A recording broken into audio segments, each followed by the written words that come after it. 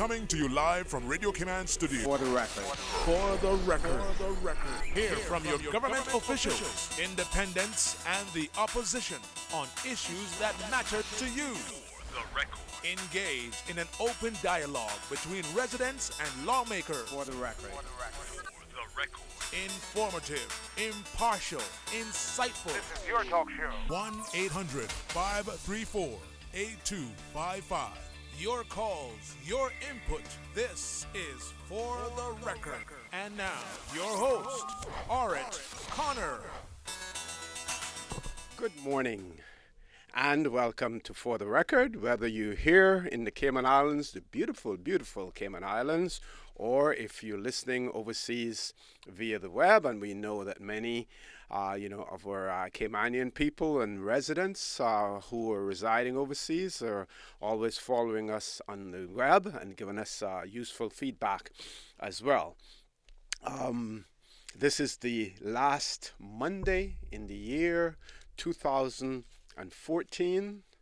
So savor this, because you will never have another Monday, the 29th of December 2014 again. You'll never see it again. So, this is unique to everyone just to have this day.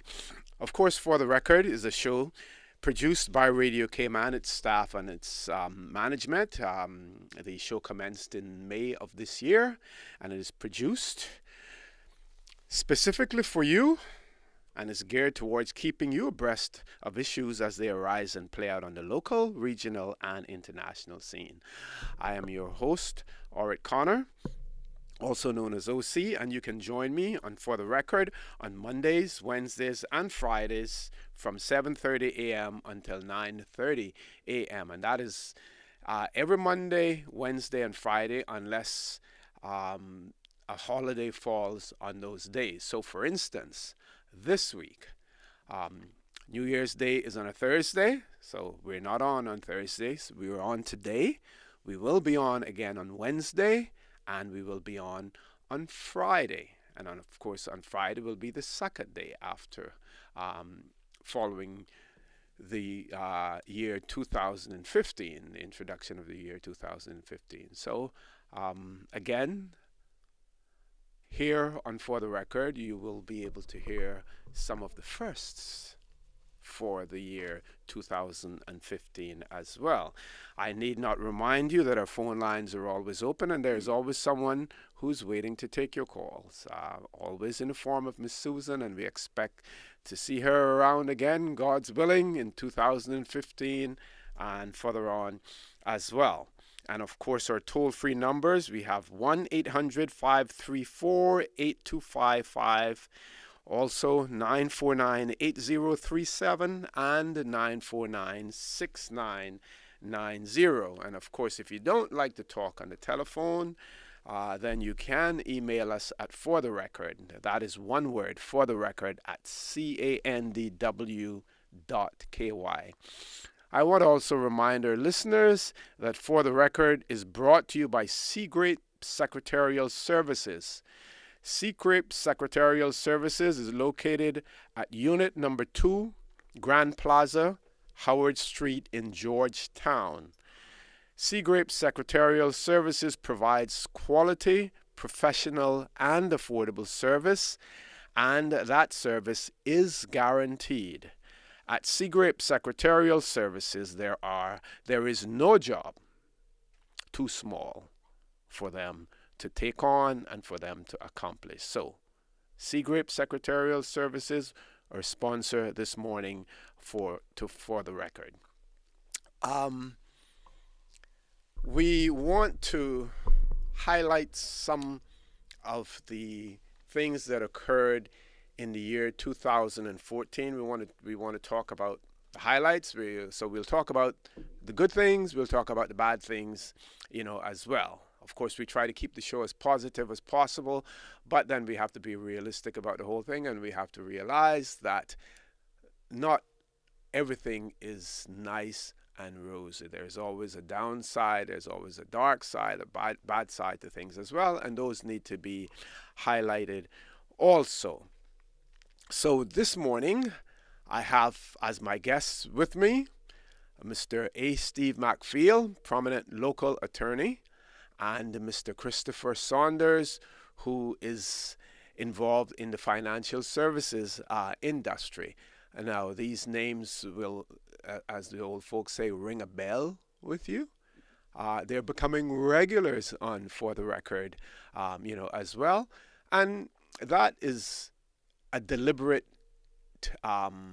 act on our part because we want to also not only offer variety, but we also want to have some continuity in terms of the discussions and what we talk about and have you familiar with be familiar with our guests as well.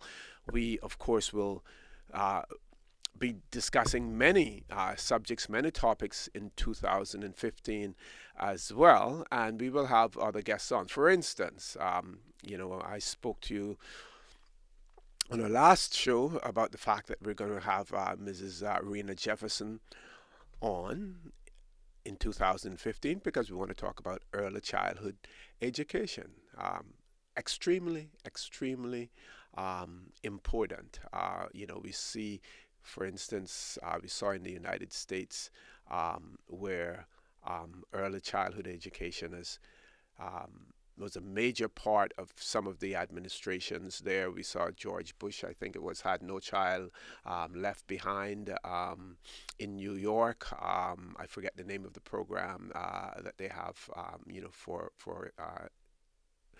preschool kids as well. So that is something. But gentlemen, I've introduced you, so I just want to say good morning again and welcome back to For the Record. Mr. McFeel and I were on the phone this morning after midnight. I was trying to get him during the course, of the day. We don't have the government members on this Monday because that wasn't scheduled. Before I go any further, I also want to extend my personal condolences as well as those of Radio Cayman to Premier Alden McLaughlin in the loss of his uncle, and also to Minister Wayne Panton for the loss of his father as well. So our condolences go out to both of them on this loss, especially during this time of the year as well. So, certainly extremely tragic, and our condolences go out to them. So, gentlemen, good morning, Mr. McFeel. Good morning to you, and I'm glad that I got to hold of you last night. I was resting. I had a hard time this Christmas because our helper went off and I had to do all the work. Yeah, so I was resting, and then it is when I awoke later in the night that I saw the number on the phone, and then I called. Thank you for asking me and for being present here with you and Mr. Saunders on this historical day, because like you say, we'll never see this day again. And I would also like to convey my condolences to Minister Panton. His father certainly was my friend. I knew him for a long time. We used to have great conversations sometimes, and also to the Premier, Mr. Alden McLaughlin, for his uncle, Rudolph McLaughlin. I read his book so many different times, The Forgotten Men of the Navy, that he wrote. And ironically, last week I was meeting with Roy Borden and some other people, and he was one of the people that I was assigned to see and to speak to him personally, to get the background of how he got the book, why he wrote the book. And it was the day after that I got the news that he had deceased. I know he was at the Pines for some time, but he was a remarkable person. I think one of the only two people that from the Cayman Islands during the Navy days in Trinidad that actually became officers. And both of them are now deceased. He and the late Harry McCoy, Okay. the one that we used to call Black Phillip, because he used to be so correct. Yes. In public administration, that we said he was just like the Queen's husband, Prince Philip.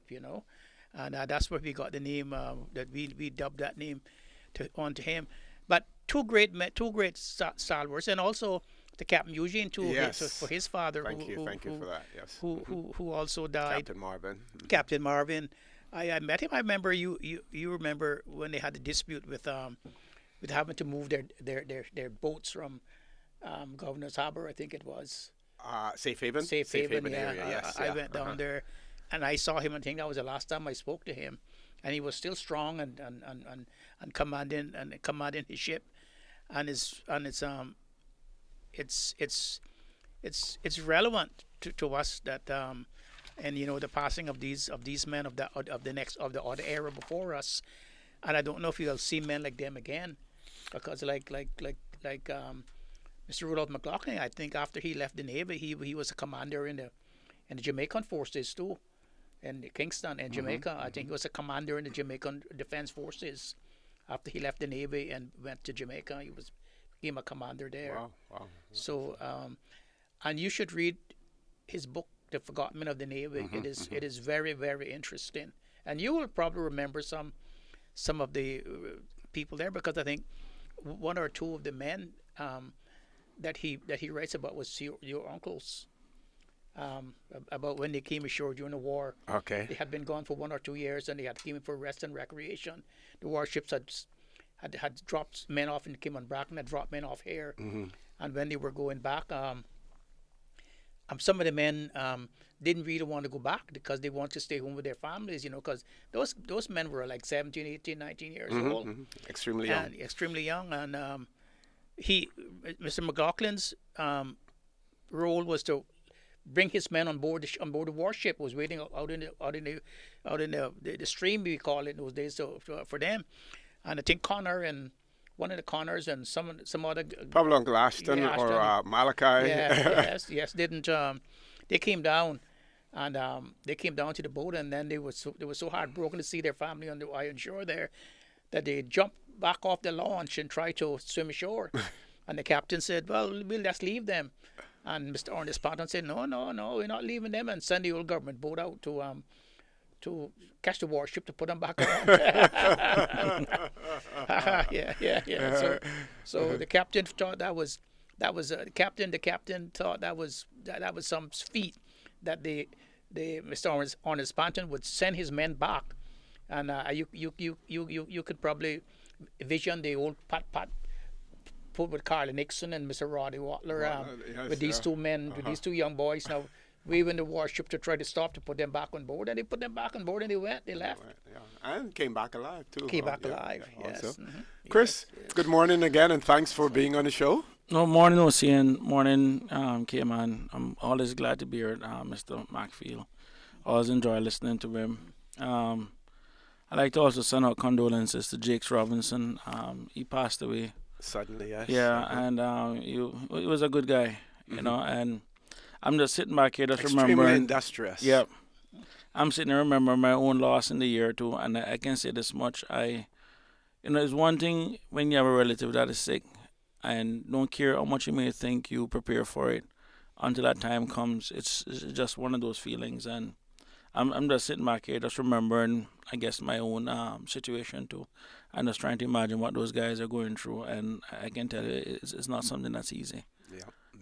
But I mean, it is part of life, and I mean, I think it's a book of Ecclesiastics that tells us that the day of one's passing is much better than the day of one's birth, because once you have lived a life, you have lived a full life, you have a record, you have a list of achievements, versus when you come into this world, you basically come into this world with nothing. So at least it's an opportunity to look back and see the contributions that people have made along. And I think for many people in Cayman, I think it's an opportunity this time of the year to reflect on what 2014 was like, and also what it is that we can do in 2015 to make our lives better. But condolences also to Wayne and the Honourable Premier for their own passing too.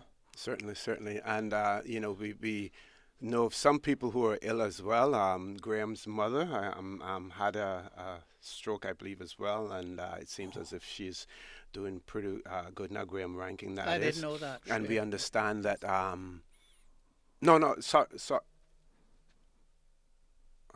Let me make sure I get this right now. Is it Shondell's mother or Graham's mother? Maybe I shouldn't have said that. Stand to be corrected on that. But we also know CB has been Yes, hospitalized as well. yes, Another yes, stalwart, yes. also, and we wish for him, a complete and speedy recovery as well.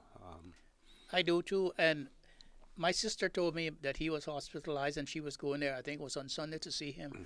He was my neighbor when I was growing up in down in Maryland. He was my neighbor, and I remember him um, going down to the old to the park, old Prince Alice's Park, where the Legislative Assembly building now is now, and seeing and watching the men marching, the Home Guards, and going down there and sitting across the street on a big old guinea tree. And I always thought that CB had the biggest legs I ever seen on a man in my life. And see him, with the guns marching up and down. And there's a guy called Sergeant Highfield, and Sergeant Nixon was also in the army, and Mr. Roddy Watler, and CB, and like I said, we had this little get together last week, and CB was also one of the men that we wanted to speak to get his story before he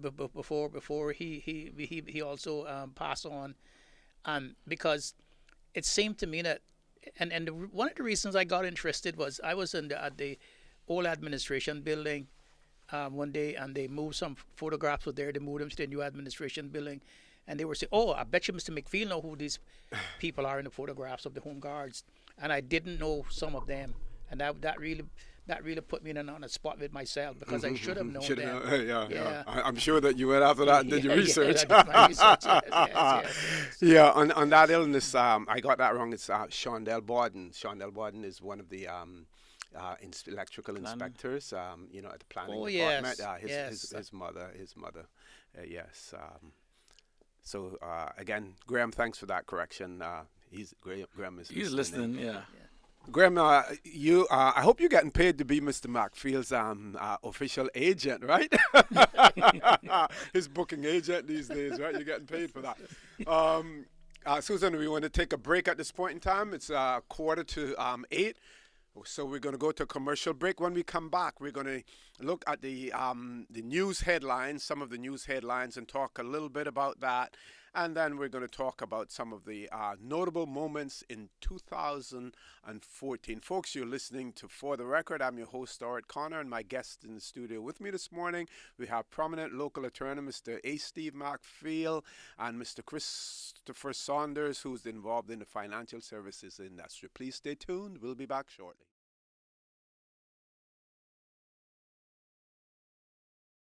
Good morning and welcome back to For the Record. I'm your host, Stuart Connor. My guest in the studio with me this morning, I have Mr. Christopher Saunders, who's involved in the financial services industry and is a certified public accountant, as well. And we also have Mr. Alan Steve McField, prominent, and I say that, prominent local attorney as well. We're going to take a quick look at the headlines, news headlines. It may not be quick either, because some of these things we may want to discuss in detail. We're going to start with the Cayman Compass. And they have pointed out that during the course of the week, they will be running over the next few days, that they will be recounting the top 10 stories for 2014 in the Cayman Islands. Those are the stories that, in the view of the Caymanian Compass's editors, not only made the headlines, but also had a significant or lasting impact on these islands. And we will try to do the same here, and we will try our best not to replicate what the Compass will do, but sometimes we, probably won't be able to avoid that. ICTA sets up a consumer complaints arm. And that Mr. Ali Famoy,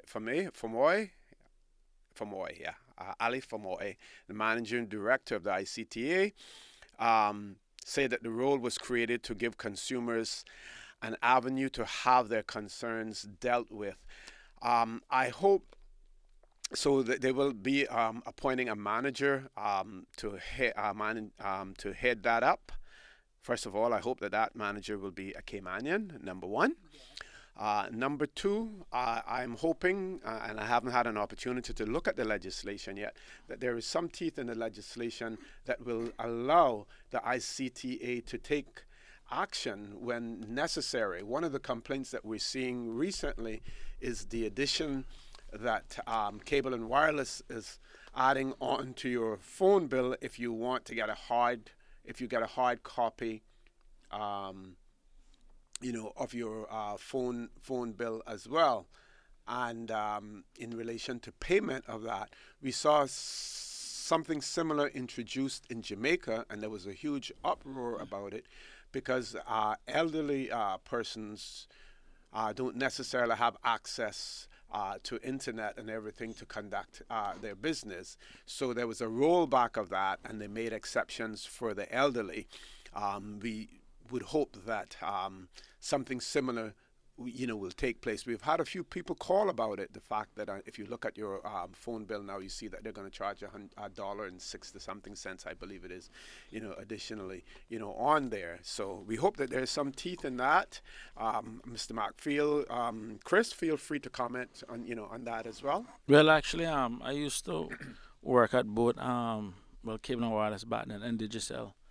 And I can say that, it's good to see someone in that role with a telecoms background. Ali, I think, did quite well at Lion when he was there. And at least you have someone now on the regulatory side that have an idea how these telecoms companies actually work. One thing, OC, I must say, and I noticed this is almost like a trend with some of the talk shows where they actually go and look at what the compass has. And it's kind of weird because, this talk show also forms part of the media. And, when you talk about the media, they say, while the media don't tell us what to think, the media tells us what to think about. And I don't really see the compass out there promoting this show, and I don't see why we should be out there promoting the compass. You look at the first thing again in terms of the editorial, again, going at immigration. Yes. And we're going to talk about that. No, but the thing about it is it goes back, sometimes people use the term, the editorial board of the compass. What editorial board? If you look on the board same... of one, probably. Yeah, you look at the same page, I only see basically two names there. I think is David Legge pretty much and his wife. Mm-hmm. So, from that standpoint, there's no transparency in terms of where these opinions are coming from. It is exactly that, nothing but opinion. And I just kind of want to touch on the role of the media just a little bit since I kind of segue into it. Sure. When I said originally that they don't tell us what to think, but rather what to think about, they do that through 3 steps. Agenda setting, where they basically, like what you're doing right now, they take up the newspaper. We look at what it is that they basically choose to write about. So in a sense, they are setting the agenda. Then they also have framing, where they basically, when they write the articles, they basically put it out in a way in which you can come to the opinion that they want you to come to. Then there's also priming, where they keep dropping a little bit, like they kind of setting you up. Mm-hmm. And you look, for example, at Governor Christie now. When you think of Governor Christie in New Jersey, the first thing people start thinking of is the bridge. Exact bridge. Yeah. And it's kind of one of those things. And here's a guy who was a front runner at one point. Now he's basically, he's not quite the front runner now. Jeb Bush seems to be the person. But it is that kind of responsibility that the media has. And I think it's important for us when we're going to be, coming here. Like I said, it's fine.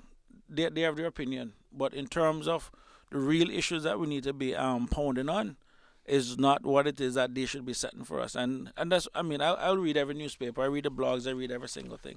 Because at the end of the day, information is key.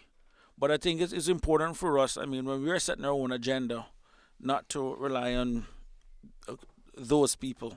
Exactly. To set it for us. And we saw, for instance, I think it was week before last, when they had the editorial and talking about that Minister Borden should resign, and talking about the process and the procedures for the removal, of a minister, and they stated that the governor can remove him, and I had to correct. Yep, I listened to that show. What's the truth? And talking about the way that they lay out the news and everything, when you look at the editorial, and they're talking, about this security officer by the name of Soon give you his name. Principe. Principe. Yeah. Yes, yeah, Principe. And then you look at page 7.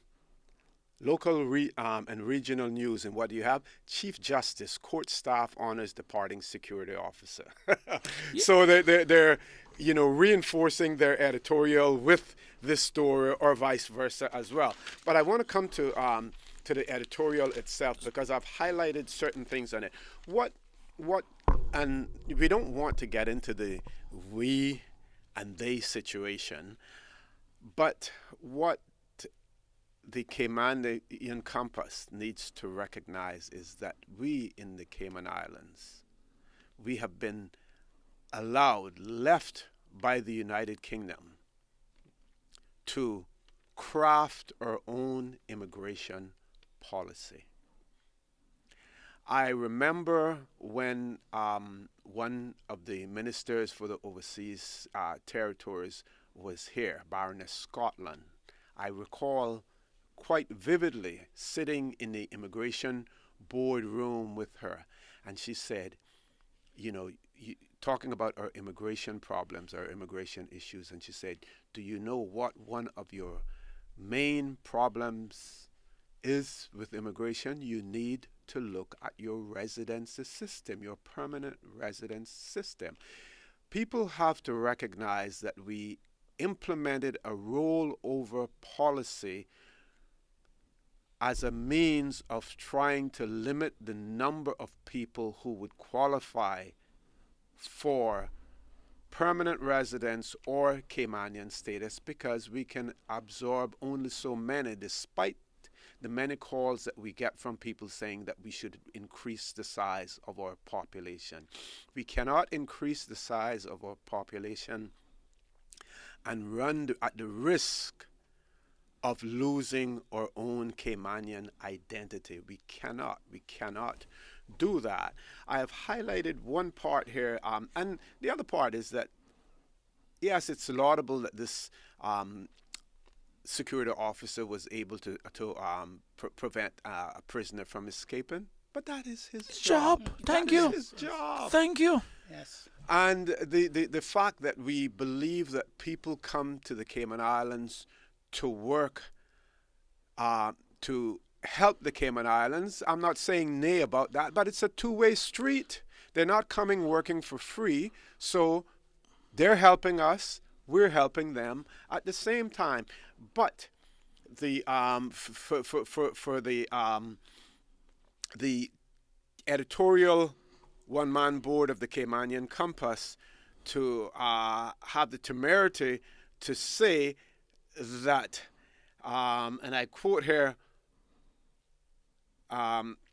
it seems to us that Mr. Principe's farewell ceremony last week should instead have been a celebration of his being given permission to stay in our country as long as he likes. You tell me what country you can go to and stay there as long as you like. Sorry, Chris, I got to interrupt you there. But we're going to come back to this. But we have to go to a time check, and then we're going to go to the news at 8 o'clock.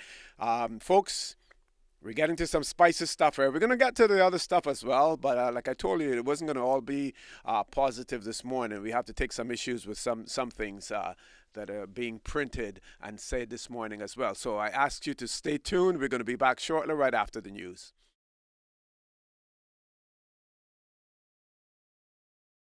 Good morning and welcome back to For the Record. Thanks for holding on there. We want to again thank you for allowing us into your homes, into your vehicles, and into your places of work.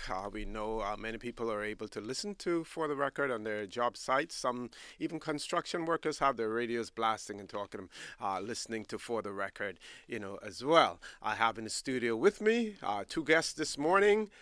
We have Mr. A. Steve McField, prominent local attorney, and we have Mr. Christopher Saunders, who's a certified public accountant and is involved in the financial industry. And you've heard him say he's also worked, with a few of the telecoms companies as well. So he has a wide range of experience as well. asking to be patient with us. We're going to get to positive stuff, but there are certain issues that we have to take care of, and we have to put them to bed.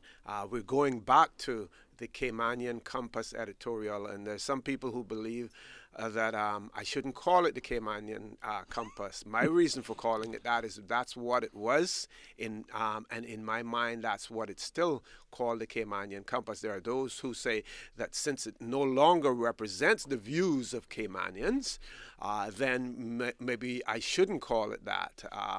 Until I find another name for it, I'm going to continue to call it the Caymanian Compass. But their editorial, immigration policy, we need addition, not subtraction. And they use the story of the security officer, Mr. Principe, who is required to return home, and we're assuming it's as a result of the rollover policy that was instituted by the government. And before I ask my guests to make their contribution to this, I just again want to say that our immigration policies in the Cayman Islands, and whatever minister takes responsibility for immigration, and I am glad that the subject of immigration has been removed from any official member of cabinet, that is taken from under the governor's purview or the deputy governor's purview and put in the hands of an elected official, that is a correct move, and that needs to remain there because it is an important policy issue that needs to be dealt with. And it needs to be dealt with in such a way that unless we put Caymanians first, then we need not have an immigration policy. So an immigration policy must first and foremost be put in place to cater to the needs of Caymanians, Caymanian businesses, and Caymanian employees first and foremost, and then everything and everyone else becomes secondary. Chris, I know you wanted to chime in, so I'm going to give you that opportunity. First of all, I'm glad the editorial said what it said, because let that be a lesson to this government. One of the first thing, and I can tell you politically, I could never understand this. The entire 2013 campaign, the main theme was jobs, jobs, jobs. This government came in and they used up the entire political capital on the new immigration law that they didn't even have a clue about. I went to a district meeting, and they literally had the chief officer out there explaining the law to the people. Again, I can understand why civil servants are going around. They're not inside the legislative assembly promoting a bill that the government is carrying. That just goes to show how little the government themselves even knew of the very law. No one can accuse me of being anti-expat, anti-foreign or nothing. I spent 8 years of school in Kingston. I did 4 years in New York. I mean, my family background originally hails from Jamaica also, so no one can sit back and say, no, Chris is anti-this or anti-that. But I tell you what I can say. Having had and I would say the privilege of going to school in 2 different countries and having jobs that have allowed me to go around to many cities around the world. Digicel and Cayman Wireless allowed me to tour the Caribbean. You know, my current job took me to Europe. So you get to see different places. And it also makes you appreciate what it is that we have here. I left high school 25 years ago. And back then, the population, coincidentally, was 25,000 people. You're giving away your age now. Yeah, that's fine. Right? No, I'm 41. I'll be 42 the next February 6th. Same day as Bob Marley, Ronald Reagan. All like one day after me, February 5th. Well, you come from, you're born a very good time. Yes. You know? Back then, the population was 25,000 people. 355 or something like that, to be exact. We have since then, back then, they were saying that, we need to double the population. We need to do this. We need to do that. Between 1989 and now, we have added 33,000 people to the country. Between 1999 and now, we have added, I think, 20,000 people to the country, thereabouts, in such a short period of time. Yet, we have seen the same number of supermarkets back then is what we have right now, except they have added on more thing there. On the government side, the revenue base is actually shrunk because we had more banks than we do now. And when you start looking, and what do we have to show for it? The Caymanian country, the Caymanian people are now in debt simply because the government has gone out to invest in this massive infrastructure project that at the end of the day, it is we the Caymanian people that will have to pay for it. And if you look at the population growth between 1989 and now of 33,000 people, the bulk of that have not been, well, I would say indigenous Caymanians. I don't want to use the driftwood and start a different stuff right there. But when you start looking at it and getting into it, and old people used to always ask the question, who are we developing for? And this has been the main thing. So now we have double the population that you have asked for 25 years ago. We have more than double it.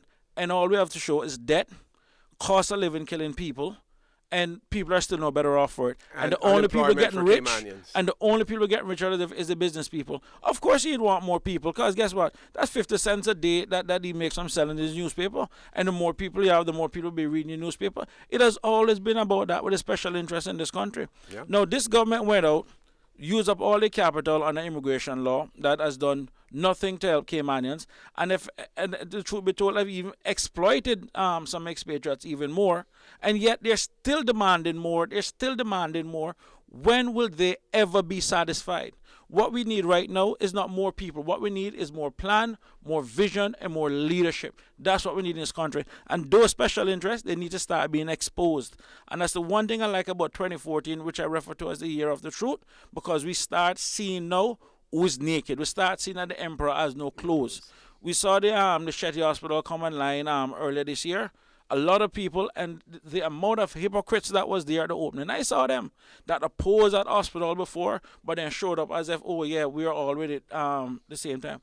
We saw the McKeever Bush trial, where literally we saw where the previous governor was out there coordinating with international press to make sure we are embarrassed internationally. And then this current government have the audacity and the temerity that when we ask the commissioner to pack his bags and go, she's telling us that, oh, we're damaging the Cayman Islands' reputation, as if the UK hasn't done it themselves. And I tell you what, I know I'm going to give Mr. McPhee this chance, but we may sit down and we can complain about Obama don't like in Cayman Islands, and you know what? I can respect him. At least he said it. What I have a problem with is one who gets up and says, oh no, the Cayman Islands is no longer a tax haven, but you're doing every single thing to kill us. That is the hypocrisy that has been killing this country for so long and killing our people. Precisely. Yeah, so anyway, I am getting riled up, so I will give Mr. McPhee. Well, it's not really anything new, with the Compass ownership and stuff, because I remember a couple of years ago, I went to a conference down in the Ritz-Carlton ballroom, and Leggy had, I think it was, had this this pamphlet, and when I read it, it was advocating that we should increase the population by we should go to 100,000 population. Yeah, I was so adamant when I read it that day, and I couldn't get anyone to speak to it, but I had been speaking about it subsequently to that day. It seems to me that there's a move here to change the Cayman Islands into something that we're not, and unfortunately, as a people, we're very gullible. We seem not to have a lot of respect for ourselves and not a confidence in ourselves, and we seem to adhere and accept ideas from people, especially they come from. The larger the country is the better. Is the better their ideas are. We believe, and as Chris talked about the hypocrisy. Well, hypocrisy in Cayman knows no bounds.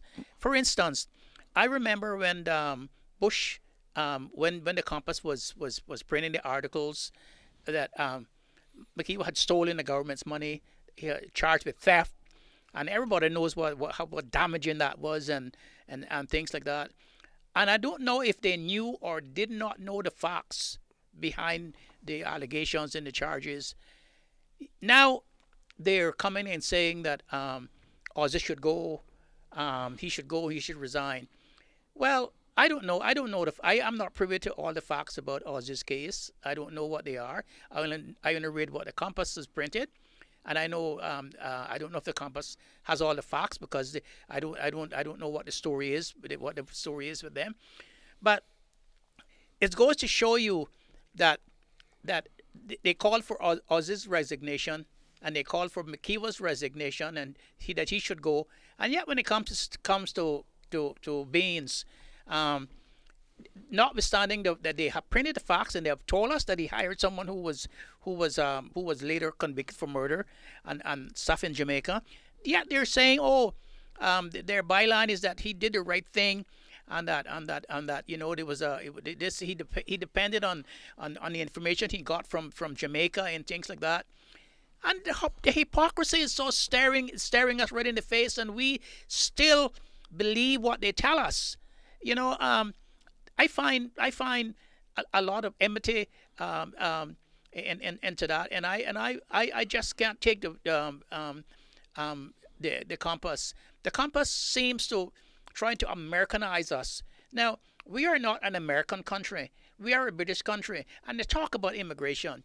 And as we were talking about, I think it was you, or it was talking about Byron in Scotland, when she said that the British had given us our control of our own immigration. That is also codified in Section 16 of the Constitution. If you read it, it says that we have the right to control people in and people leaving the Cayman Islands, and if we pass in a law that seeks to control that, it's not discrimination against any other people. It's a reverse discrimination in favor of Caymanians. And so this person, or these persons that say they have an editorial board, I wish they would print the names of the editors so that we can see who the board is. Defies all logic. And here we are with this new daily newspaper that's pumping this propaganda out all the time, pumping this stuff out at us. We only have one local newspaper, The Reporter. It comes out only on the weekend. Perhaps we should pool our resources and help this paper to become a daily newspaper so that we can have a second voice in the Cayman Islands. That's what we should be doing as businessmen and as Caymanians, and someone who wants to protect what we have. But I would say this much, and I got a message from someone on Facebook was basically saying to me that, Chris, what you guys need to start doing is going after the companies that advertise with the Cayman compass, and then they will start until you start hitting their bottom line. And I mean, I gotta be honest. I'm a big person. I'm an advocate of free speech, and whether I agree or disagree with you, so I will always respect and protect and fight to protect their right to put their opinions out there. But at a minimum, when you're conflicted or you have a special interest, say so. I mean, I remember I think it was maybe a couple of years back, or could be a while back, the last commissioner, Kernahan, where they were basically, you can see where the newspaper was pro Kernahan, but yet, if you go back and you look at previous statements, David Legge was the spokesperson or the media person for Kernahan. Right, yes. I mean, these are stuff that you need to go out there and say, guys, at a minimum, put a little caption there that says, I'm a little bit conflicted from that standpoint, and I kind of really feel bad for Ozzy. I mean, at the end of the day, because I consider Ozzy a friend. And one thing I will tell you about politics, and I mean, you read any political books or whatever. If people believe that politicians sit down and nice and hunky dory and everything else, no, we have to sometimes set people straight. And the only thing I would say, I mean, realistically, one, he shouldn't have done what he did in such a public forum. And I think even the Driftwood comment was just completely out of line. But it wasn't a public forum based on what we're seeing now. But if it was behind closed doors. But if you're talking that loud, yes, you must expect at a minimum, and you can maintain a certain decorum. Yes. And I mean, and for a country like us, I mean, what have made us so great and unique also is the fact that we have been able to, be able to benefit from our diversity. I mean, whether it was our guys going out to sea and coming back with those kind of experiences, it is that embracing of our diversity that is also part of the unique Caymanian experience. You know what I mean? So I think from that standpoint, we have had many people over the decades that have come here and helped us to build. So I believe the Driftwood and all that kind of stuff is real out of line for someone who's actually a registered voter in his own premier's district. But in terms of his ability to sit down and say to her, listen, I am not really happy with what you're doing. I mean, my view is you should have said, you know what, let's go up by the Shetty Hospital, take a long drive up, drive 30 miles per hour, and say what he wanted to say just in his car or something between the two of them, you know. I mean, two senior people in the ministry, two senior people, but you can't expect to be inside a ministry, know that the walls are probably thin by now. He's there long enough to know that, and then not expect to say what he says and not get out. You just don't behave like that. Yeah. Well, it seems as if, the media doesn't want to put this to bed. We see the cartoon in the Caymanian Compass in relation to it, and then we also see on Cayman News Service where they polled over 600 persons in relation, to whether or not Minister Borden should go, and that more than 3/4 of them called for his resignation, and I'm not going to discuss the Ozagate anymore after this, and I would say to people, we need to put it, behind us, as well. The Premier has made his decision, and there are certain aspects of that I would want to comment on, and we will comment on that too, whether or not he should actually be taking on the responsibility for health, or whether the Premier should take on less ministerial responsibility. He's more like the quarterback in a team. He's there to oversee the running, of the offense, of everything, and don't take on too many responsibilities that are going to bog you down. And I believe that this is a victory of sorts for critics like the Caymanian Compass by removing the responsibility for health, especially the portion with the landfill, because I believe that was one of the intentions because of the position that Minister Borden took in relation it was a demotion for to the minister. landfill. But I would call on the government, the deputy governor or the governor, and to Minister Borden to say, and the Premier, and I think the Premier has said this of sorts, we want to put this behind us. The business of the people of the Cayman Islands is more important. That business is much bigger than any of us individually or collectively. Give the permanent secretary, the chief officer, Mrs. Ahern, the opportunity, allow her to say publicly, if she feels convinced that she can say so, this incident occurred, I have put it behind me, I am prepared to move forward. Minister says the same thing, and issue a statement to the news media that we are putting this behind us and we want you to do the same. We respect you. And if they refuse to do so, then you boycott them. You don't give them interviews and everything else. And, you don't give them interviews. And we need to put this thing to bed. We need to get past it. Otherwise, it becomes a sore. It becomes, infested. And we talk about Caymanian versus non-Caymanian. The rhetoric will continue if we allow this to continue. If we allow the newspaper to stir this rhetoric up and to create this divide, really, I think this is I think the whole incident was a one of a kind incident, and I think what the newspaper is now doing is trying to create a divide. And they talk about a survey. Really, when you speak to people one on one, personally, and you speak to people one on one. A lot of them are saying that if what Ozzy say is true, but which I don't know because I'm not privy to the facts. But a lot of them are saying that Ozzy reflects what they feel, and so that's on the other hand. So I am not condemning. I'm not passing on a condemnation at this time because I really do not know the facts. And as a lawyer, I'm very cautious about facts because I remember in the Mark Bush case, they said he had stolen all that money, and we went to the polls and we chastised them for him being in that thief. It came out and said that thieving position.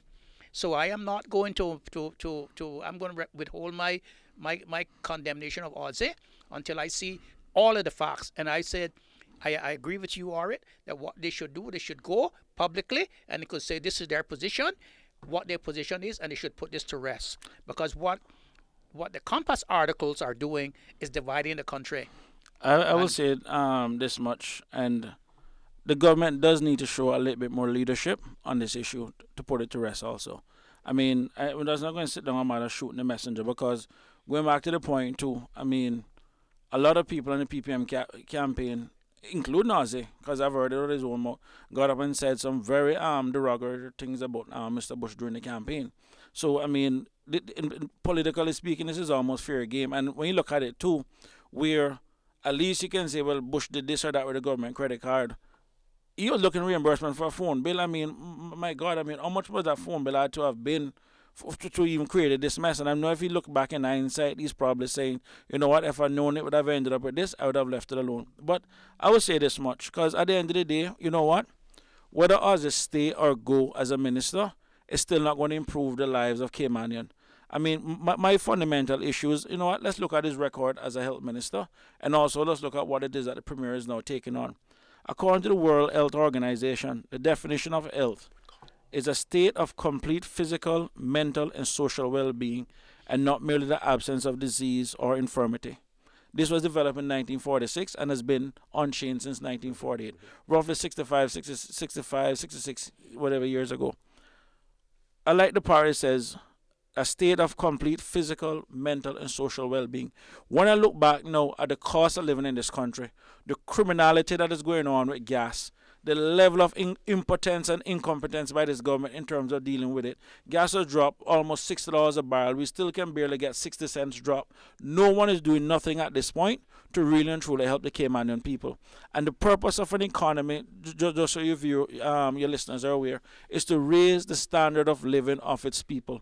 Right now, our people's standard aren't being raised, and what we're being distracted with is this little kind of fool thing with this whole Ozzy Gate stuff, and they can do that. What they should be doing is doing more stuff in terms of how the day-to-day consumer is being ripped off by a lot of these big special interest companies that advertise with them. Exactly, that's what they yes. should be focusing on. But you know what? That's not good for business, because the little 50 cents that we'll spend to buy it doesn't compare to the thousands of dollars those guys spend per month. That's the reality of it. And that is what we need to do. And this is why shows such as this need to basically be focusing on the non-special interest thing. And I tell you, life is fun, OC. When this show started, a lot of people saw this show as being something for the government propaganda. Since then, I've come on this show, I don't know how many times now, blasted the government for the incompetence and impotence, yet you have never received one call to say, you know what, don't invite Chris back on again. Yet you look at the other private sector radio station where my good friend Jonathan Pierce got victimized for basically saying the truth out there, and the next thing you know, Jonathan is gone. And they didn't stop there. He lost his other job too. So when people talk about selling Radio Cayman, people need to understand that this is one of probably the safest place right now, it appears, that you can come on, say what you want to say, and not be worried about anything. You know what I mean? So this is definitely the people's station for sure when it comes on to that kind of stuff. Excellent point. Excellent point. I'm told we have a caller online, so we're going to take that caller now. Caller, good morning. Compliments of the season. Welcome to For the Record. I'm calling to talk to you because you sit on. I hear the devil in the background. Hello. Good morning, sir. Compliments of the season. Welcome to For the Record. I didn't see you yesterday when I was down there. Yeah, well, that was happening. I'm not there. I'm someplace else. Yeah, the devil is always somewhere around. The devil's in the details. People start coming in quick as that now. So, good morning and welcome. I hope you all have a better year than what you had in 2015, what you had this year. Thank you. And Mr. Blackfield, Mr. Sanders, Good morning. OC. Morning. I was listening a little bit there, and I started to talk about Captain Marvin and Rudolph, the late Rudolph McLaughlin. I know to all two of those gentlemen, the first car that I had I bought from Captain Marvin 58 years ago. And ever since that, we've been in touch because we've been in the same business, tourism. So his customers were my customers, and I would say I never heard one bad report from his customers about him. So he always treats his customers good, and he promote this island.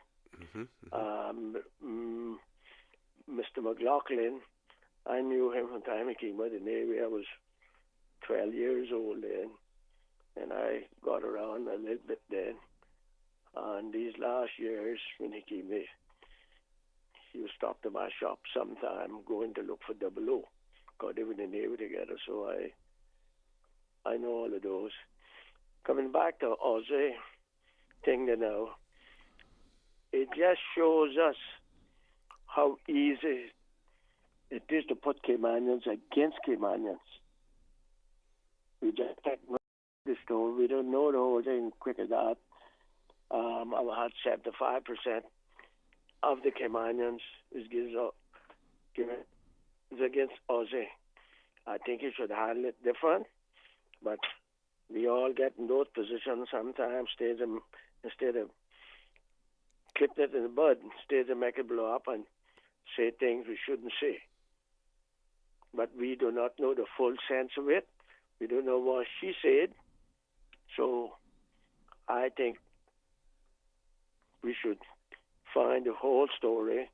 And I think the person that leaked it to the press, I don't know if they should be chastised, or if they had an authority to do it as a civil servant.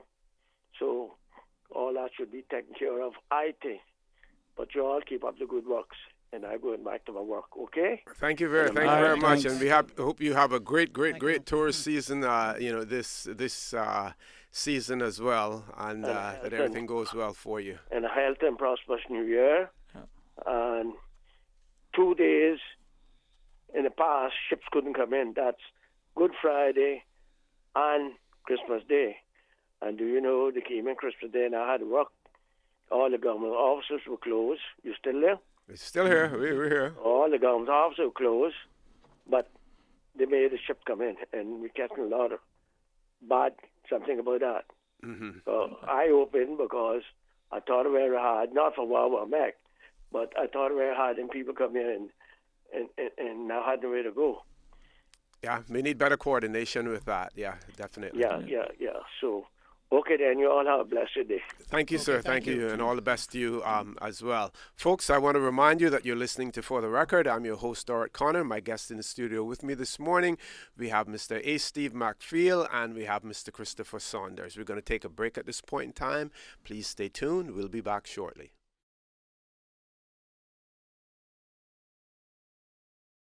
534-8255. What is on your mind when it comes to the government, independence, and the opposition? Issues that matter to you. 1-800-534-8255. Waiting to hear from you. For the Record with your host, Dorit Connor. Good morning and welcome back to For the Record. I'm your host, Dorit Connor. My guest in the studio with me this morning, we have Mr. Steve McPhail and Mr. Christopher Saunders. We have one caller on the line, so we're going to take that caller now. Caller, good morning. Welcome to For the Record and season greetings. Right. Season greetings to you all and good morning. Thank you very much, morning, Miss ma'am. Lynn. Mr. O'Connor and Mr. Saunders and Mr. Steve McPhail. Good morning, ma'am. Morning, ma'am. Yes, this is what I have to say. This question is for Mr. McPhail. Mr. McPhail, I live here a good while, several years ago, and I have seen something going on here, and I would like it to stop. And what it is, I want you to listen properly. The land problem here in Cayman and the family and the courthouse and the attorney, they are in problems. What's going on here?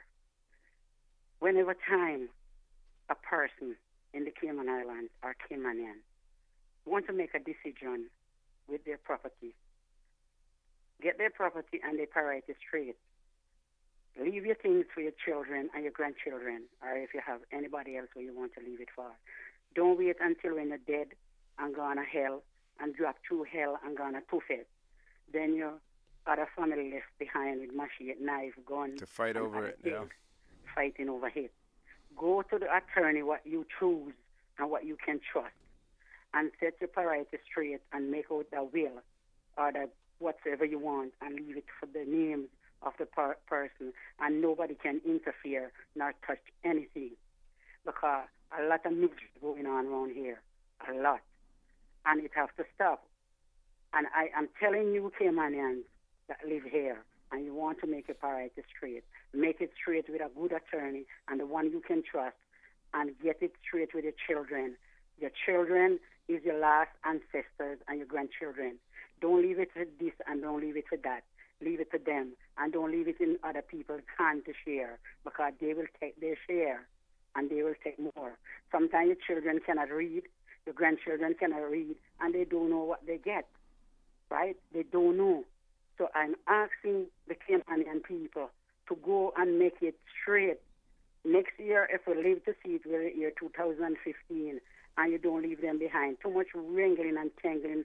The judge is sitting in her chair, or his chair, is confused to see, and the lawyers then is confused to see how much fight, how much contention, how much wrangling and tangling going on over land.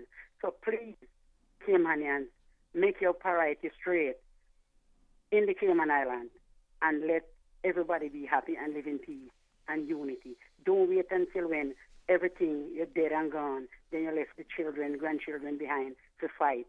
And I'm begging you all to do it. And again, I'm going to look out for the Caymanians and look out for them. I'm going to stop slaughter them and sentence them and do them all type of things and give them one long rope to hang themselves.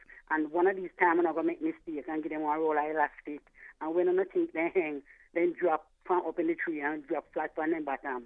So I'm going to stop. And whatever I can do it for Caymanian and whatever. And anybody can make mistakes. Anybody can make mistakes. And mistake make all the time. It make in the courthouse, it make outside the courthouse, it make everywhere. Minister make mistake, judge make mistake, lawyer make mistake, wife make mistake, husband make mistake. So I'm going to get it straightened up. I'm going to stop the scandal and make Cayman look like they're in one dustpan. I'm going to clean up on the act. And I'm talking to all who dirty and doing their dirty act behind the door. Because the broom will break and the dust will cover on inside the room. Right? And we take a rope and give them to go hang. And when they think I want rope, and give them to go hang. Mm-hmm. Thank you very much for that, Miss Lynn. Thank you very much Thanks. for that. Right, Mr. McPhail, this is certainly your area of expertise, and we find in the Cayman Islands, is there high incidence of people dying intestate, and you can explain to our listening audience what Not dying really. intestate means. We don't have a high incidence of intestacy, and it's under the succession law. I think it would be in the low percentage. Most people now in modern Cayman prepare their estates before they die by leaving a will, or by putting it in a trust. Most people who have a lot of money, like I believe the older established families have trust. That they have a trustee that they leave their stuff to. The incidence of intestacy is when you die without leaving a will. They say that you die intestate when you haven't left a will. And then you have to have it probated, and that the problem, because under the succession law, if a spouse should die intestate, the line of succession would be the remaining spouse would take half of the estate and the children the other half. And if the spouse dies and does not leave a surviving spouse, the children would take everything. And then if there's no children, then it would go to their brothers and sisters, brothers of the half blood and of the full blood, and brothers and sisters of the half blood. And then if there's none of those, it would go to the aunts and uncles.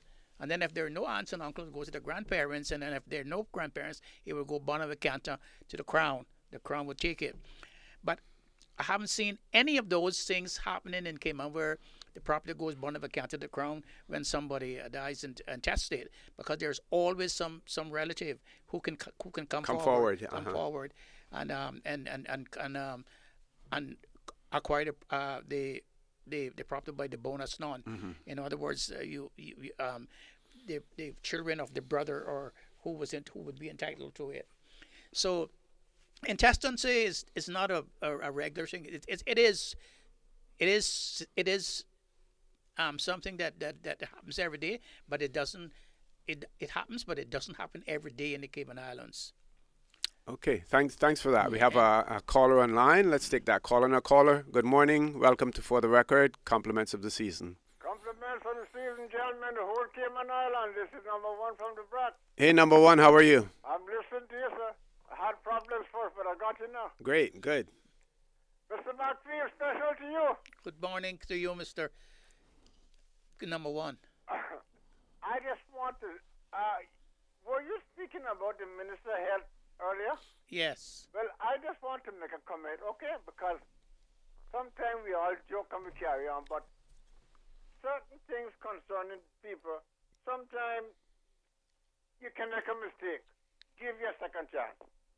I don't know how you feel about it, but I say give him a second chance because I said the Premier is not for that job. And I'm sorry, I'm not offending him or anything, but I said the Premier is made more for what he is, and Osmond Borden is made more for the ministry. So for the health, sorry. And I say, give him a second chance. I don't know how you all feel about it. Well, number one, let me tell you, I read facts in the newspaper that if I had believed them, I would have gone and joined the chorus to bring down the Premier, a sitting Premier, and I found that those facts were not true.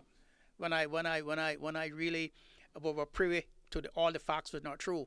I read facts in the newspaper about or what is purported to be fact. Purported to be facts, Yeah. but about an alleged incident with the minister, and which are people are now calling to bring down the minister also. I am on the other side. I am saying, show me all of the facts, show me the reasons why you want to bring the minister down, and I will agree with you. I don't know all the facts. I don't know. I'm not privy to everything, but I know that newspapers and rumors and things can bring down ministers, and they can bring down premiers, and they can bring down prime ministers. I am not privy to those, so we have to be very careful of what we're doing, because we might be doing the wrong thing. Like someone's I think someone said in the show this morning that even the courts make mistakes. Even the Supreme Courts make mistakes in their decisions. And so I am waiting till I can see everything before me before I make a decision of yes or no. The only thing I will add to that, Mr. Macfield, is that the difference with Mr. Bush is that at least he came out and said, I didn't do none of this stuff that he said. I mean, Ozzy has yet to make any public statement, and I think the one that came from the Premier, I think going back to what OC said, is that someone needs to take some leadership on this. It's not going to go away. A proper statement needs to be done. The people need to and it needs to come from the two parties. You know, yeah, it has to come. Involved. I mean, outside of that, I mean, going back from Gilbert to Mr. Eden, back to Ozzy, the minister of Health, it seems to have always been coming from Borden Town. So I can understand where Mr. H is going with that. Where the caller went with that. I mean, ultimately, I feel bad for us. Politically, I would say this much. I mean, as a member of the opposing party, I mean, this is good politics for us. I'm not going to deny that. You know what I mean? Just so, I mean, I can at least declare that kind of conflict. But at the same time, too, I mean, his choice of words, if he didn't say it, he should come out and say he didn't say it, is a little bit unfortunate because, I mean, like I said, it's one thing for him to, I guess, lose his temper. But, I mean, the different undertones that came with it was a little bit over the top. And he needs to come out and either make an apology or make a better statement on that. But it's not just going to go away. Mm-hmm. Number one, you still there? Yeah, Osmond Borden, if you listen to me, come on out, get on the radio and make the public know. Be a man and come up with I mean, and that's, listen. Sorry, and ask for your forgiveness and keep your job. And say you're prepared to move on. Yeah. That's right. There's a saying that says an error does not become a mistake until you fail to correct it. Right. This is an error that has been made. There's an error in judgment. We all make errors. No one is perfect. But the silence isn't leadership. And he needs to realize that he's also in a leadership position. And he needs to come out. Now, ultimately, the people of Bordentown will decide come 2017 if Ozzy chooses to seek re-election exactly what it is that they think of him. The new Caymanians, ultimately, there are a lot of new Caymanians within Bordentown, will let their voices be known. Then, I mean, this is part of politics. I mean, and ultimately, if you're in the business of representing people, you just have to take what comes with it. Sure. Number one, we want to thank you, unless you got something else that you want to share with us. Thank you all for letting me come on, and Happy New Year to all of you, and don't ever close the Cayman, and Happy New Year to everyone in the Cayman Islands. Thank you, number one, and the same to you as well. I think we have another caller online. Let's take that caller. Now, caller, good morning. Welcome to For the Record and compliments of the season. Good morning. Good morning. How are you? I'm good, OC, and also welcome to your guests, Chris and Mr. McField. I just wanted to weigh in on a couple of different topics right there. Okay, just going to tell you that we in 4 minutes' time we're going to go to the news headlines. So if you can cover it in that period, if not, we'll have you hold on, while we do that. But try to cover it in that time for us, please. Oh, I doubt I could cover it in that time. I doubt it. But anyway, I'll have to hold on then and whatnot if you're that short in time. But I'll talk first on the issue of the topic of start first on the topic of the difference of what I see happening from the commissioner's point with what has happened from his side. Things happen in that section, and that has been covered over. He's been exonerated. The governor has gave him what you call the red flag for him to be fine. Everything is okay there, and it's okay for him to be fine. So we must tolerate that. Now, all of a sudden, I see where the chamber has waved in on this thing with the minister, and they wanted to do an investigation.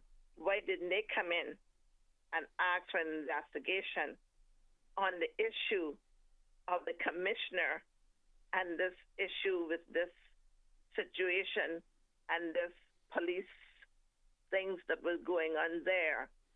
I don't quite understand how all of a sudden the chamber is asking for an investigation on that matter that happened within the portfolio of the health side, but they could not ask for it. If you're understanding what I'm saying, with the commissioner's side there, when that is a cry that the public, and I'm sure his ratings were much, much lower than the Minister of Health. Now, also, I'm not even sure if they did a poll on that one. well, they did a poll. They did a poll on that, and that poll was I seen that myself. All the ratings were very poor because they had it in different categories, but was no, I'm talking about in terms of how many people felt that the commissioner should resign.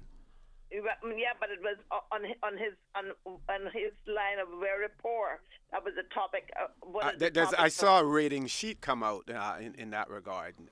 Some sort of rating sheet. Anyway, maybe because that was done by the I think the TV station or something, and then I also heard where the PS had. She had a statement on the TV. I heard that came out where she was thanking her supporters for standing by her and whatnot. Now, all of that, I think, is really appalling that you can have people who can, you would say, make reports, because that was done by friends and cohorts that are in your department, and get it to what I don't buy the newspaper that we have to pay money for. I prefer to get that one that's the reporter, because that has as much news and better news than that one that we used to call it the Caymanian Compass, when that was for the Caymanian people. This one is done by, I guess it's kind of like much like the Republicans, which is like the redneck type newspaper. So I don't know what in the world is happening to us, because it's like an American type newspaper, and I just don't know why. But if you read the editorial of that, you get the same type of feeling. And I don't know really all of the setup of who's the owners of even that newspaper anymore, but it's not a Caymanian-based newspaper. Now, in my opinion, personally, I personally feel. Caller, I'm going to have to ask you to speed it up, please. Yes, we all know that there's more than one side of a story. There's two sides, and I am going to say with all and without no reservation that we will never know the truth because it's two sides, and both people know the truth of this matter, but God knows the truth. And I am going to say today that I'm going to be truthfully on the side of the minister because I know that he is a just guy of being fair for his people, and the people of Bordentown who put him there, I know they're going to stand by him. Okay, caller, thank you very much for that. Folks, I want to remind you that you're listening to For the Record. I'm your host, Orrit Connor. My guest in the studio with me this morning, I have Mr. Steve Macfield, prominent local attorney, and Mr. Christopher Saunders, who's involved in the financial services industry and is a certified public accountant. Please stay tuned. We'll be back shortly.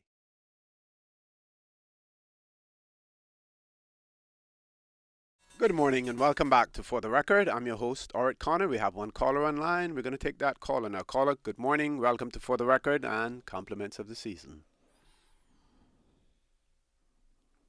No one there? Good morning. Good morning. How are you? Morning, good. I'm wishing everybody a Merry Christmas and a Happy New Year. Thank you very much, Same sir. to you too. Morning, same to you. And my best wishes for the Cayman Islands as a whole and the government, and trust God will help us, and we could new year we'll be able to see some good things happening, and trust the government will be able to see some more prosperity in our country. Things will happen. God will help us to be more of a prosperous year. You know, it ever seemed like around the world this last year things have been tough year all around, and I pray that God will help us as a year, that we will work together for the ongoing of our country. You know, it's easy to criticize and so forth. I've been praying that God will help us to working together, and it's so easy to criticize.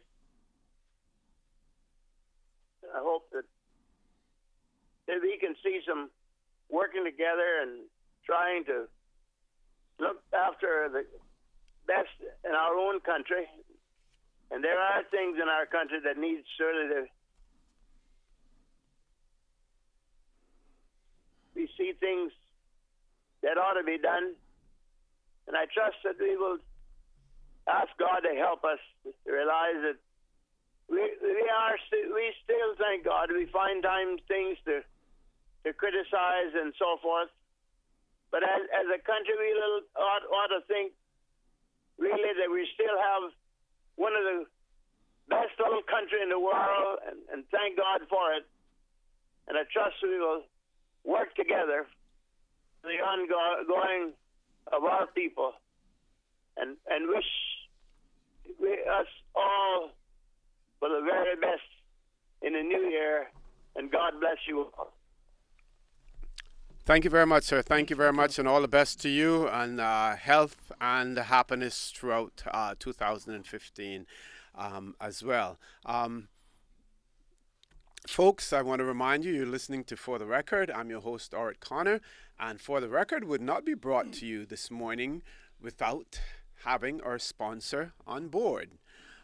Our sponsor, For the Record, is brought to you by Seagrape Secretarial Services. Seagrape Secretarial Services are located at Unit Number 2, Grand Plaza, Howard Street, Georgetown.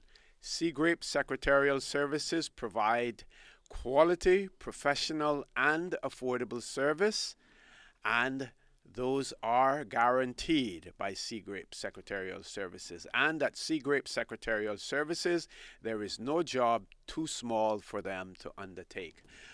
We promised our audience that we would talk about, rehash, some of the things that took place in 2014 as we're beginning to close out the year.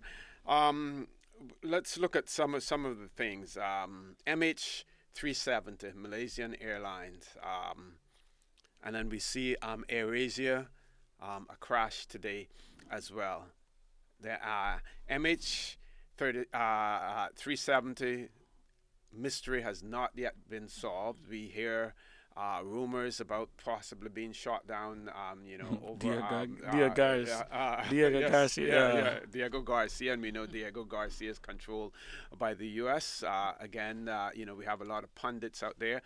But in looking at that, we want to also look at, mention the fact, our own national airlines, Cayman Airways, with the stellar record that it has as far as safety is concerned, and our continued support for Cayman Airways. When you get to places like Houston and Miami and New York, and you look and you see, that you're going to the counter for Cayman Airways. You know that you're 3/4 of the way home already, by seeing that as well. But let's actually there was an article that came out this year where I think Cayman Airways was ranked. I think someone did it within the top 10 in terms of airlines or something. I'd posted on my Facebook page, but I tell you one thing, it makes you definitely appreciate Cayman Airways more. And then with these baggage charges that these guys keep putting on the people on Cayman Airways and maintain their policy, I think it's well done over there to the team. Certainly, Mr. McField. Yeah, I think that's a mystery, and their neighbor now have just lost one of their airlines too, and you wonder what's going on in that part of the world. I don't know if it's something like the Bermuda Triangle or what. I read a lot about the Bermuda Triangle, but it just disappeared. Have you heard whether they have found any wreckage of it? I see here in the Daily Mail where 2 oil spills, have been oil patches have been found floating at sea, but nothing conclusive yet in that regard. Yep. Okay. But what do you gentlemen think was the most the largest local story of 2014? McKeever Bush no trial question, by far. the trial of McKeever Bush, and I know that you're limited in terms of what you can say about that because there's still probably ongoing stuff. But we will get to that in a minute. Ebola, chikungunya as well. I think local authorities here in Cayman did an excellent job when it came to the chikungunya situation. We see in Jamaica where the politicians are severely criticized as a result of their handling, of it, and certainly, our local authorities here did well with that. We haven't had a case of Ebola, and that has been limited more to the continent of Africa and to the United States in terms of those cases that were actually brought over to the United States. And we spent a considerable amount of money in preparation too. Right, exactly. And in other words, and where that was concerned, we're more preactive instead of proactive. Was it proactive instead of reactive? Yeah, precisely. Yes. And again, all under Minister Borden's watch as well. So we give him credit for that too. Exactly. One man or one person, one vote. We see where. Or we saw where politics were still played. Politics was still played, with it in the Legislative Assembly. There are those who say that despite what the Premier, has done, and there was he couldn't avoid doing what was done in relation to the motion and everything else because it was the public's will that should take place. But there are those who feel that because of political expediency, that there isn't full support for it. We see that the Electoral Boundary Commission has now been appointed. We're not sure the chair hasn't been announced yet. We know that there was some looking into that. We know that the Mr. Carl Dundas, who chaired previous commissions, was not available because he's doing some work in other countries as well. But We saw that take place in 2014, and we expect in 2015 that it should be resolved, because we need at least 2 years to ensure that we have proper public education on this issue for our voters. Well, I have been asked to be one of the That's right. Yes. commissioners of Yes. the Electoral Boundary Commission. I haven't gotten all of the paperwork yet, but whatever the remit of that comes from the governor, we will do. And I guess, I mean, I'm only guessing that the remit will be this to to carve out 18 constituencies, 18 single member constituencies from the 6 electoral districts that we have now. I guess that will be what the mandate will be, to make a recommendation or report for 18 single member constituencies from the 6 districts that we have now. It is something. It seems to me that somebody said to me, I think when my friend Gilbert McLean says, "You're always there in a cotton age of change. See, you're always there when something happens. You're always there." That you can speak to it personally. I'm looking forward to it. I'm looking forward to the job. It should start in January, and I got my letter from the governor last week, and so that is one of the highlights of the modern constitutional system that Cayman will probably get. Depends on whatever report that the Boundary Commission makes goes to the LA, and whether it's the resolution is passed, accepting it. And Mr. McPhail, now that I have you on for the record, and again, we get an opportunity to hear it right here for the record, there are those pundits, and I believe one of our regular independent members pointed out the fact that we know that the leader of the opposition is in opposition to single-member constituencies. He has publicly stated that, and he has appointed you to basically do his work. And you get your opportunity here, and you've said so already, but you can reiterate it. The fact that you're going to take an objective, or the position that you're going to take in terms as being a member of the Electoral Boundaries Commission. Of course, as a member of the Electoral Boundary Commission, I will go by the mandate and by the terms of reference, in which the commission will be given to do, and I will do that without fair or impartiality to anyone. Whatever the mandate is to report on, I will do that, and it hasn't got anything to do with the leader of the opposition or the government or anybody else. If the mandate is to like I say, to carve out 18 single member constituencies from the 6 electoral districts, that's what we will do, and I'm thankful that for the leader of the opposition to have recommended me as a commissioner.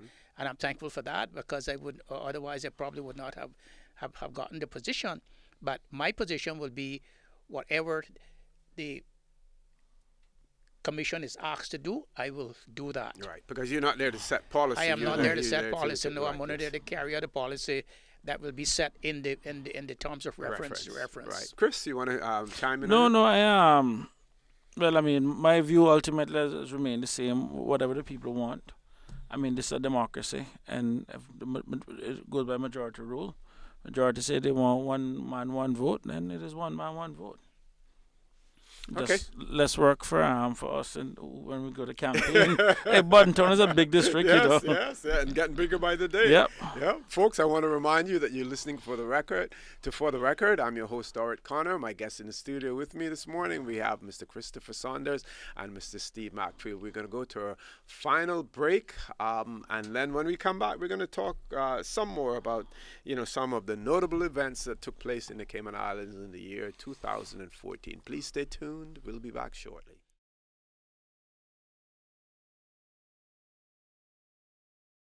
Good morning and welcome back to For the Record. I'm your host, Dorit Connor. Again, I want to thank you for allowing us into your homes, into your vehicles, and into your offices. For the Record is a show designed to keep you up to date of what's happening regionally, locally, and internationally. We want to talk about those things that affect you directly or indirectly. And this morning, we're basically rehashing some of the notable events of 2014. And I'm doing that with my two guests this morning, Mr. A. Steve Macfield and Mr. Christopher Saunders. We have one caller on the line, so we're going to take that caller now. Caller, good morning and welcome to For the Record.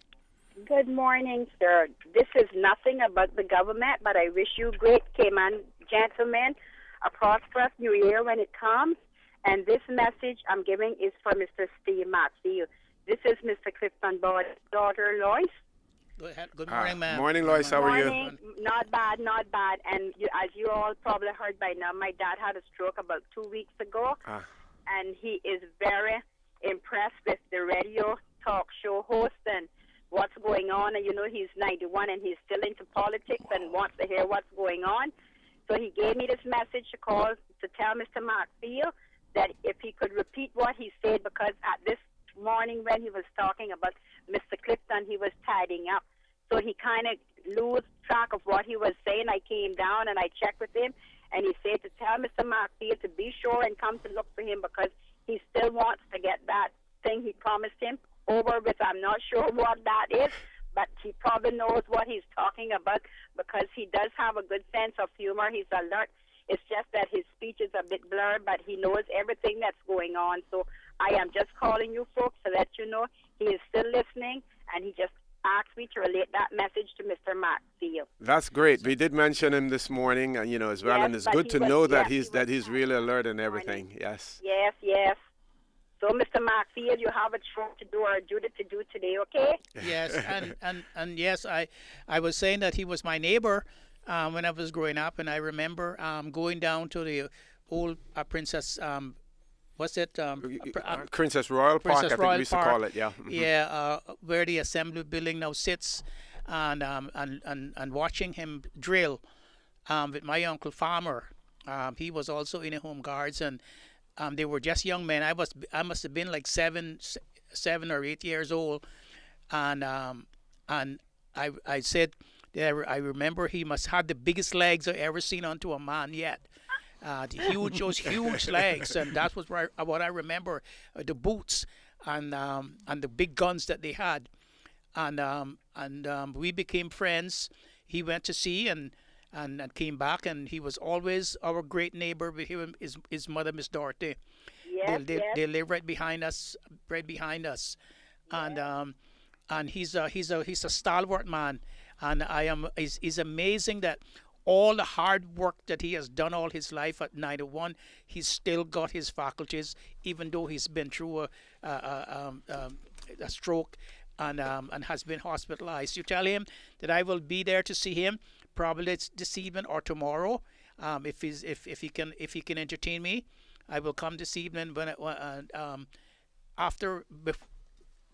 Probably I'll take off the afternoon and come to see him this evening, because he knows what we want to talk about, and I will come to see him to talk about that. Can you relay that message to him, please? Okay, I will, and I know he's listening right now, you know, but he just told me because this morning, as I heard you doing chores in between, I told him, and he was so excited.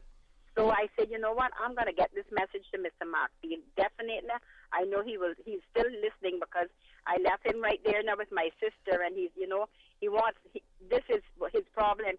He wants the company. He's used to go. Even like 2 weeks ago, he was still driving. Yes. And so you know, it's a big change for him. Which you know, he's trying to accept it the best he can. But you know, we're gonna continue praying for him because he's still. I see, you know, his mind is still at whatever he's doing. He's telling you, he's shaking your hand. Yes, he ma'am. He told me the last thing. Be sure to get his fruitcakes for when his company comes. He has to give them a slice of fruitcake. So I had to order another fruitcake. I had to order another fruitcake definitely today for when his friends come. So be sure he give you a slice of that fruitcake when you arrive there. Yes, ma'am. Yes, ma'am. Okay? Thank you very much. Thank you. Thank you, Lois. Thank you very much, CB. Since you're listening, we want to wish you a speedy recovery. All the best, for the new year, as well. And not only will Mr. Macfield be coming to look for you, but I will be coming to look for you as well. And we wish for you a speedy recovery. And please continue to listen to For the Record. And CB, you're one of the last of the old Iron Men, because that's what you were, an Iron Man. You were also a policeman too. I remember that too. I think after you left the Home Guards, you became a policeman.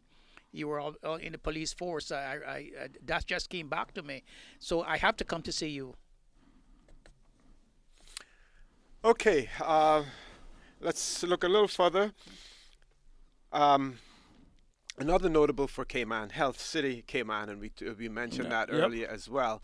And at first, we envisaged Health City Cayman as catering more to the international patients, but we're seeing more and more locals being referred to Health City, and a lot of them, those patients, are appreciative of the fact that they're able to go to Health City, as well, and be treated there. Again, another plus for the Cayman Islands in 2014. Leave both of you to comment on that. Well, I don't know what the problem is with Health City internationally, but I understand that's my understanding, that there's something about accreditation abroad, and that the international patients are not coming as fast as they envisaged that they would come. But it's a plus for Cayman. They're doing a lot of work locally. A lot of people have been referred to them. My friend Edward Solomon, I know, was up there, and I saw him the other day, and he was so happy that the work they did for him. You remember Edward had a bad shoulder. Yeah, so I think it's come, but it is a plus for us, and it's a plus for us, a plus for the Cayman Islands, and I wish it all a success. I think there's one thing, if my memory serves me correct. The accreditation that they're waiting on is one that you can only get. I think you have to be like at least a minimum for a year in operation before you can get it. But it's not something that you can get from day one. That will pretty much open it up to the U.S. insurers. So I think by about maybe the second quarter of next year, I think that is when they expect to get that accreditation, and then that should I guess open up more to the North American insurers. But what I can say is that and funny enough, I heard this from speaking to other people. They've been very proactive in terms of even going out to other Caribbean islands, and I know a couple of those guys in the Eastern Caribbean and even the Western Caribbean visit the facility or are interested in visiting the facility because they're very impressed in terms of what it is that it can do. I think it has a lot of potential in terms of even the medical school portion of it. And I think what we need to do now is directly see how best we can also take advantage of it, not just even from a patient standpoint, but also from working there. Where I was a little bit disappointed is the minute that hospital broke ground, we should have started looking at our own nursing program and different medical programs to make sure that the minute the hospital opened, at least we'd have had a little bit more Caymanians ready to go work there. And I think it's a little bit unfortunate that we just, again, lack vision. We wanted to see the building there first, and then we have people now going out now to become nurses or to take up different positions within the hospital. Okay. But I think it's a great thing for the islands. Yep. Two more things I want to mention. We had the customs and immigration have been in the forefront during 2014 as well. We had, of course, the notorious wedding dress situation, yes. Which has been resolved. We also see private members' motion in relation to the increasing the amount that a person can bring into the Cayman Islands duty free, because the old amount that we had has been in place for so long now, and we need to be more realistic in terms of that as well. And we've seen positives as well as negatives from both departments. Both will continue to grow.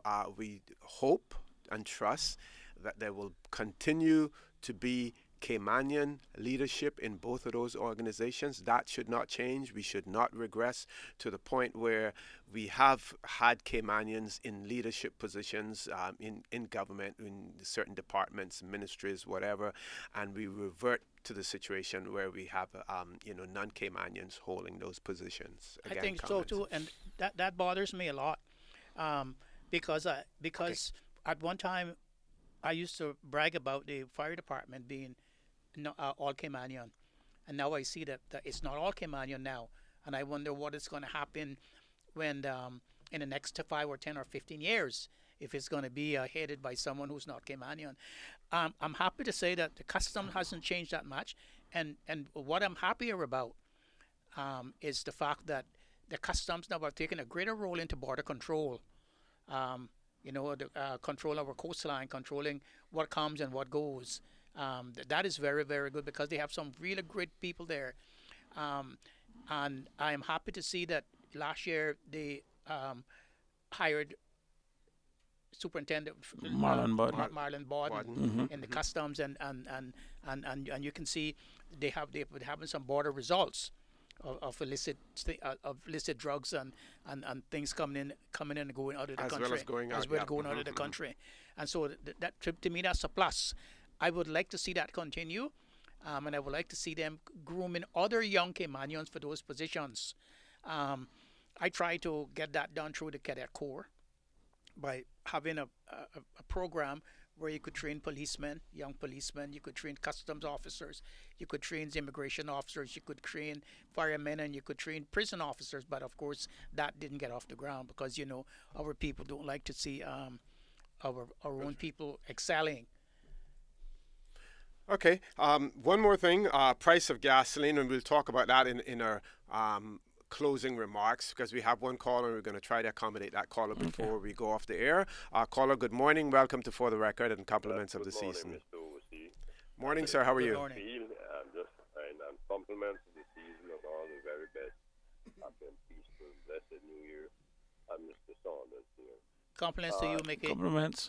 Yes, I'd just like to say something here. Yes, the Health City is a great plus to us. It really is. And my brother only saw Edward, but he was their old friend, Edward Solomon. I'm glad he got help. And others have gotten help, not necessarily just heart, but in other areas, orthopedic, so forth, with him. And certainly it's a great plus and a great thing. I just like to say with the one-man, one-vote issue, it's a difference between one-man, one-vote and single-member constituencies. Yes. It's a great, great difference. And our people will have to be educated if that is the outcome that single-member constituencies is put into effect. I know we had a referendum, but that seems to not be a long-lasting thing or not a binding thing or whatever complicated legal terms I can use to say it wasn't really what the result was. But single-member constituencies is a very serious move. It's a very, very serious move, Mr. Mark. You all know here that the country has always had multi-member constituencies from the very first election. And it's always been that way. But the thing is, we'll have to educate our people. Those who are, that you may not be able to vote for the person who that you want to really vote for, and for them to accept it. I just thought I'd just say that. I don't know what you all think about it. I'll hang up and listen on. I know you're into overtime. Gentlemen, have an excellent day. Listen on to your reply. Thank you. Thank you very much, sir. Thank you, Mr. McField. Yeah, I think he's right. I think he's right about that. Of course, nothing stays the same. The only thing that stays the same is death and taxes. And I say this because I know he's a tax man. But things, this is political evolution, and Cayman is evolving, and it will continue to evolve. As far as education is concerned, I agree with him. I agree with the education system. The education should have started many, many years ago. I didn't know anything about single-member constituencies and politics and stuff when I was younger. It was only when I had the chance to travel and to go to other countries that I decided to educate myself. We have to educate ourselves. We have to educate ourselves more because as we move into the 21st century, it's going to get more complicated. Things are not the same all over the world, and we cannot depend on the same system because systems do change. Okay, price of gasoline. We've seen a dramatic drop in the price of oil worldwide. We see some places in the United States where it is now gotten below $2 a gallon. We've seen a very, very small decrease in the price in the Cayman Islands. I'm still hoping to see it get below the $5 mark. I think that in itself will be an accomplishment for us. I believe there is one service station now, and its self-service is down to $5.03 per gallon. But I've seen some stations where it has gone up from $5.11 to $5.14, $5.16, which again sort of baffles me in terms of, how can we see it going up when it's continuing to fall, and people are really not going to be happy, with it until then. Come January, people are looking forward to whatever little break that we're going to get as far as our electricity bills are concerned, based on the government concessions that were made to CUC, as well as far as the duty on diesel, as well. So, looking forward to those things again, Chris. See, that gas prices that we have here in Cayman is one of the biggest criminal acts that we have ever had in this country. It sounds bad, but I almost feel that sometimes when you're spending your money, some of these people should be wearing a mask and carrying a gun. I would actually feel a little bit more justified in terms of giving them my money. When you look at what has happened, and both Chevron and Esso sold those businesses to Rubis and Sol when oil was at a peak. About 16 months ago, we saw the managing director for Rubis Northern Caribbean, which includes Cayman, Bahamas, and Turks, begging the Bahamas government to increase the margin. In Bahamas, they regulate the margin you can charge on gasoline and also on diesel. Right now, it stands at roughly around 27-28 cents CI margin on diesel and 43 cents on gas. What that basically means that when the ship pulls up to when it reaches you, the most they can charge is an extra 27-28 cents. Mm-hmm. We are in the tune of about maybe $4 easily, if not more, in terms of where we are. And I mean, to the point where even the BMN opposition spokesperson for energy said to the managing director that, listen, if you can't make your money on 33 cents US a margin, you need to get out of my country, and I will gladly give you a ride to the airport. What this goes to show, and I feel bad for CUC sometimes, because CUC really takes 35% of your light bill. That is 65% between the government duty and the fuel, with the government doing about 10% and the fuel companies taking around 55%. They are the real culprits behind this. And I mean, last month, just to kind of give you an idea, there were fuel that arrived in Cayman at $1.93 US. I mean, landed $1.93 US. By the time you put on the government duty on that, you're still talking about $2.40 CI with the government duty, and we're still basically paying $3 more on top of that. I mean, $3 CI compared to Bahamas 27-28 cents, about 43 cents margin. It is criminal.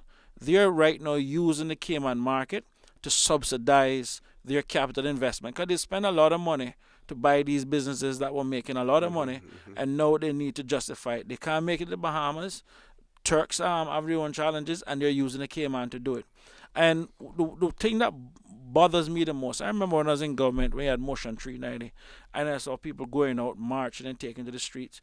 We have lost our ability to protest. We need to tell the government to get up off of their, grow up here and regulate the margin of fuel, because that is the only way we're going to raise the standard of living in this country, is to put money back in people's pocket. People need to understand that every single thing that stresses us, somebody profits from it. And no one is going to roll over and play dead because they have made enough money from you. And if you're living, the amount of people right now that's living paycheck to paycheck, in essence, they're 1 month away from being poor. And I would say this much, and this is not about being a socialist or capitalist or anything. The amount of wealth that is in this country, yes, not everybody can be rich, but you know what? Nobody needs to be poor.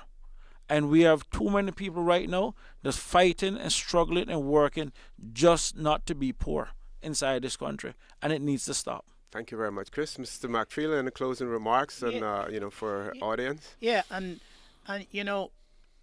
one of the things that we don't have in this country, which would give us the advantage over the gas companies, is a good public transportation system. If people could leave their cars home for one day, not drive their cars to work for one day or for 2 days, and take public transportation, you would see the difference, I believe, because you would have an alternative method of getting up and down, to and fro, and you would not have to rely on the gas companies then the high prices to get from Georgetown to East End to North Side to Boston Town. What we need to do is to have an alternative mode of transportation, a good public transportation system. As for the high price of fuel, I really don't know how we can sell it at almost $8 a gallon when you can get it for $1.90 US. Almost $8 a gallon US, yes, when you can get it for $1.90 in not just 300 or 400 miles from us. And in Jamaica, it's even cheaper. It boggles me, but it goes to show you what capitalism does. Not only are we taking advantage of our own people, we're taking advantage of people from other countries too. We go to other countries where it's poor, where people are only making 50 cents a day, and we bring them here and we pay them $5 a day, $10 a day, and in their country they are rich, but we create unemployment in our own country and have our own people without gasoline, not able to buy gasoline, not able to buy water, not able to buy electricity. It's a vicious circle, but they say it's capitalism, and here is raw capitalism. That's what we have. Yeah, unbridled, none of the checks. Folks, I want to remind you that you're listening to For the Record. I'm your host, Art Connor, and my guests in the studio with me this morning, they have been Mr. Steve McFeel and Mr. Christopher Saunders. Before I go, I have a little community service announcement to make. The Honorable Tara Rivers is putting on an all-time New Year Family Fun Day, and that will take place on New Year's Day, 1st of January 2015 at the 8 Bush playing field from 12 until 4 o'clock, and there will be things like horseback riding, hopscotch, arts and craft, three-legged race,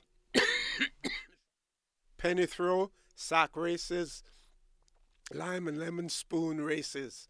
Free refreshments will be provided as well. So that is on New Year's Day at the Ed Bush playing field from 12 until 4 p.m. Again, I want to remind you that For the Record was brought to you by Seagrape Secretarial Services, located at Unit Number 2, Grand Plaza, Howard Street, Georgetown. Seagrape Secretarial Services provides quality, professional, and affordable service, and those services are guaranteed. At Seagrape Secretarial Services, there is no job too small for them to undertake. Folks, I want to remind you that we are our brothers and our sisters keepers. There is always someone who is less fortunate than we are, and I ask for you to extend a helping hand to those, either in the form of a donation to a local charity or directly helping those persons, especially in this season of Thanksgiving. We ask you to think not of those who want, but of those who need. Again, thank you for listening to For the Record. We will be on Wednesday morning at 7:30 and on Friday morning at 7:30 as well. So there is no break for us during the rest of the holidays. We'll be here. Susan, I want to thank you very, very much again for orchestrating everything. This show could not be possible without having you at the controls as well, and I want to thank you very much. Folks, please stay safe during this holiday season. And again, join us on Wednesday morning. Take care. Coming to you live from Radio Cayman Studio. For the record. For the record. Hear from your government officials, independents, and the opposition on issues that matter to you. The record. Engage in an open dialogue between residents and lawmakers. For the record. The record. Informative, impartial, insightful. This is your talk show. 1-800-534-8255. Your calls, your input. This is For the Record. And now, your host, Orit Connor.